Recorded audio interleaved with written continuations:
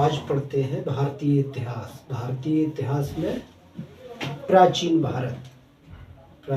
भारत में मौर्य उत्तरकाल 184 ईसा पूर्व से 184 से 30 ईसा पूर्व तक कुषाण राजवंश। कुषाणों के प्रारंभिक इतिहास के विषय में चीनी स्रोतों से ज्ञान प्राप्त होता है। चीनी स्रोतों में यूची कबीले का चीन से भारत की ओर प्रस्थान का वर्णन है। इसके अतिरिक्त नागार्जुन के माध्यम सूत्र, अश्वघोष के बुद्धिचरित्र एवं चीनी यात्री होनसांग से भी कुषाण वंश और कनिष्क के विषय में जानकारी प्राप्त होती है। कुषाण नाम का मौलिक अर्थ होता है यूची, लोगों का एक कबीला अथवा परिवार। पहली शताब्दी ईसा पूर्व तक यूची लोग अपनी खानाबदोश आदतें छोड़ चुके थे तथा 5 वर्णों में विभाजित हो गए। इस विभाजन के लगभग 1 शताब्दी बाद कुजुल कड़फिसेस 5 वर्गों में से एक राजा ने बाकी 4 वर्गों पर अधिकार कर लिया। इसके बाद उसने भारत तथा सीमावर्ती क्षेत्रों में एक विशाल साम्राज्य की स्थापना की। पारथियाई लोगों के बाद कुषाण आए, जिन्हें यूची या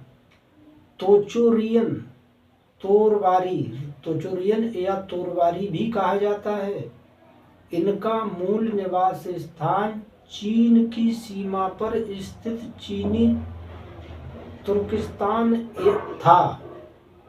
कालांतर में यूची कबीला 5 वर्गों में बंट गया था। इन्हीं में से एक कबीला कुइश्वांग शक्तिशाली था, जिसने भारत के कुछ भागों पर शासन किया। कुषाण यूची जाति की एक शाखाएं यूची जाति के लोग अपने मूल निवास स्थान कांसू तथा निंगसिया से दक्षिण पश्चिम की ओर जाते हुए इली नदी घाटी में निवास करने वाली बूसुन नामक एक अन्य जाति पर आक्रमण करके उसके सरदार की हत्या कर दी। इसके बाद यूची लोग 2 शाखाओं में बट गए। छोटी शाखा ये दक्षिण की ओर जाकर तिब्बत की ओर सीमा में बस गई। मुख्य शाखा ये दक्षिण पश्चिम में आगे बढ़ती हुई सीर दरिया घाटी में रहने वाली शक जाति से जा टकराई। उसने शकों को खदेड़ दिया तथा वहां रहने लगी। कई स्वयं जाति के लोग चित्राल तथा पंजशीर के बीच बसे हुए थे।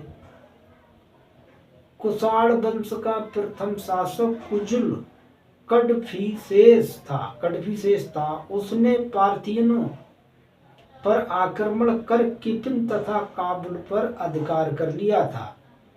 प्रारंभ में कुजुल युवन नरेश हमियर्स के अधीन शासक था, परंतु बाद में वो स्वतंत्र हो गया। कुजुल कड़फिसेस भारत में कुषाण सत्ता का संस्थापक कुजुल कड़फिसेस था। उसका शासनकाल लगभग 15 ईसा पूर्व से 65 ईसा पूर्व तक था। उसने अपना साम्राज्य काबुल और कंधार में स्थापित किया। उसके सिक्कों से ज्ञात होता है कि कुजुल कड़फिसेस काबुल घाटी के अंतिम यूनानी राजकुमार हरमे उसका सहयोगी था तथा बाद में उसका उत्तराधिकारी बन गया था।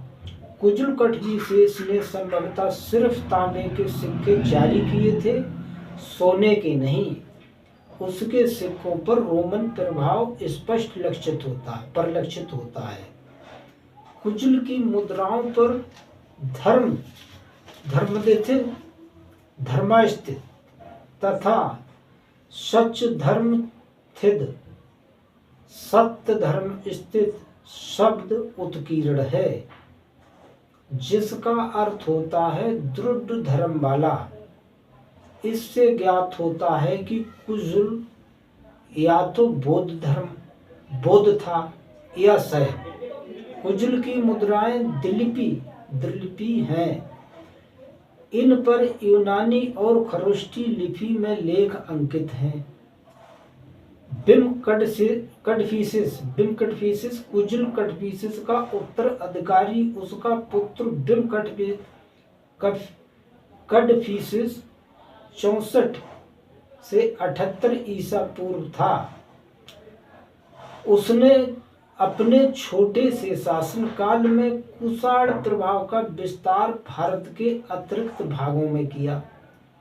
चीनी ग्रंथ के अनुसार बिम कड़फिसेस के समय में ही भारत में कुषाण सत्ता स्थापित हुई थी। बिम कड़फिसेस के समय में कुषाण सत्ता मथुरा तक फैली हुई थी। बिम कड़फिसेस ने संभवतः 65 ईसा पूर्व से 78 ईसा पूर्व तक शासन किया। बिम कड़फिसेस के पश्चात कुषाण शासन की बागडोर कनिष्क के हाथों में आई। कनिष्क निश्चित रूप से भारत के कुषाण राजाओं में से सबसे महान था। तक्षशिला और पंजाब अथवा मथुरा कुषाण साम्राज्य में मिला लिया गया। उसने राजाधिराज, महेश्वर, सर्वलोकेश्वर आदि उपाधियां धारण की। बिम कड़फिसेस एक कट्टर पशुपत समर्थक था। उसके सभी स्वर्ण एवं ताम्र सिक्कों पर शिव, नंदी तथा त्रिशूल की आकृतियां उत्कीर्ण मिलती हैं। बिम द्वारा जारी की गई स्वर्ण ताम्र मुद्रा की बहुलता से साम्राज्य की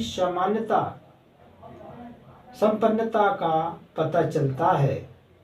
उस काल में चीन और रोम साम्राज्य के बीच रेशम, सिल्क, मसालों, कीमती पत्थरों एवं अन्य वस्तुओं का व्यापार काफी ज्यादा हो रहा था। व्यापार द्वारा आए रोमन सिक्कों ने कुषाणों के सिक्कों को प्रभावित किया। कनिष्क को बिम कड़फिसेस का उत्तराधिकारी माना जाता है। हालांकि दोनों के बीच वास्तविक संबंध की जानकारी प्राप्त नहीं होती। कनिष्क भारत में शासन करने वाले कुषाण शासकों में कनिष्क सर्वाधिक शक्तिशाली तथा प्रतिष्ठित था। कनिष्क के राजरोहण की तिथियों में 78 ईसा पूर्व सर्वाधिक मान्य तिथि है। कनिष्क ने ही अपने राजरोहण के उपलक्ष्यों में शक संवत 78 ईसा पूर्व आरंभ किया। ऐसे कुछ विद्वानों का मानना है कि ऐसा संभवतः इस कारण से किया कनिष्क को गलती से शक माना गया था। इस संवत का प्रयोग पश्चिमी भारत के शक क्षत्रपों के शासन काल में लगातार हुआ। कनिष्क के समय की लगभग 12 अभिलेख तथा बहुसंख्यक स्वर्ण एवं ताम्र मुद्राएं प्राप्त होती हैं। फर्गुसन, अल्डोनबर्ग, थॉमस बनर्जी, रैप्सन जैसे कुछ विद्वान कनिष्क के राजरोहण की स्थिति 78 ईसा पूर्व मानते हैं। तक्षशिला चिरस्तु लेख में कुषाण शासक को देवपुत्र कहा गया है। यही उपाधि कड़भिशेष परिवार के शासकों की न होकर कनिष्क परिवार की शाखा की है। श्री धर्मापिट कनिष्क निदान सूत्र, श्री धर्म पिटकनी दान सूत्र की चीनी अनुवाद से पता चलता है कि कनिष्क ने पाटलिपुत्र के राजा पर आक्रमण कर उसे बुरी तरह परास्त किया। कनिष्क के शासन काल के 11वीं वर्ष का अभिलेख सुई बिहार से मिलता है। इससे पता चलता है कि उसने सिंधु घाटी को जीत लिया था। अफगानिस्तान पर भी कनिष्क की जीत के परिणाम मिलते हैं। सांची से कनिष्क संवत 28 का एक लेख मिला है, ये कनिष्क का है तथा बौद्ध धर्म प्रतिमा पर खुदा हुआ है। कनिष्क का साम्राज्य पश्चिम में उत्तरी अफगानिस्तान से तथा दक्षिण में विंध्य पर्वत तक, पश्चिम में उत्तरी अफगान से लेकर पूर्व में पूर्वी उत्तर प्रदेश एवं बिहार तक विस्तृत था। वह अपने साम्राज्य का शासन क्षत्रोपी की सहायता से करता था। समुद्रगुप्त के प्रयास लेखों से पता चलता है कि कुषाण राज्यों में विषय तथा भक्ति जैसी प्रशासनिक इकाइयां होती थीं। कनिष्क के शासन काल में कला के क्षेत्र में 2 स्वतंत्र शैलियों का विकास हुआ। गंधार शैली, मथुरा शैली कनिष्क के सिक्कों पर उसके कुछ प्रांतीय क्षत्रों के नाम प्राप्त होते हैं, जैसे बासु, बिरु, माही आदि। कनिष्क ने 23 वर्षों तक राज्य किया। वो एक कुशल सेना नायक तथा सफल प्रशासक था। कनिष्क की मृत्यु के पश्चात उसका बड़ा पुत्र वास्य कुषाण वंश का राजा हुआ। उसने 4 वर्षों तक शासन किया। कनिष्क के सिंहासनारूढ़ होने के समय कुषाण साम्राज्य में अफगानिस्तान, सिंध का भाग तथा बैक्टीरिया तथा पार्थिया सम्मिलित थे। भारत में कुषाण राज्य के दक्षिण में सांची और पूर्व में मगध विस्तृत था। चीनी और तिब्बती लेखकों के अनुसार उसने पूर्वी भारत में साकेत और पाटलिपुत्र के शासकों के साथ संघर्ष किया तथा पाटलिपुत्र विजय में उसने अश्व घोष एवं बुद्ध को भिक्षा पात्र प्राप्त की। ह्वेनसांग के अनुसार कनिष्क की राजधानी फिरोजपुर पेशावर थी। मथुरा उसकी दूसरी राजधानी थी।